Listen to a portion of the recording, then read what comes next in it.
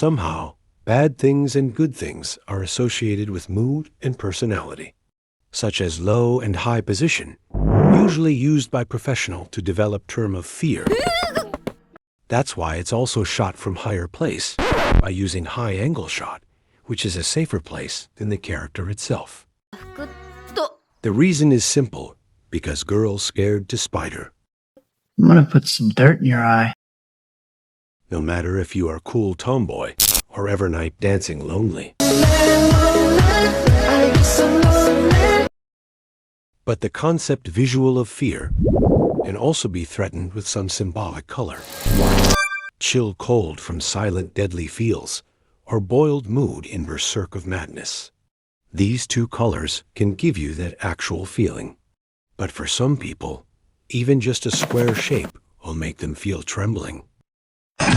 Jingle bells, jingle all the way.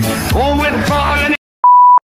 You know that when someone is positioned in front of another person, it's called an over-the-shoulder shot. But what if you see this scene, when the girl's shown over the foot? Is this over the feet shot?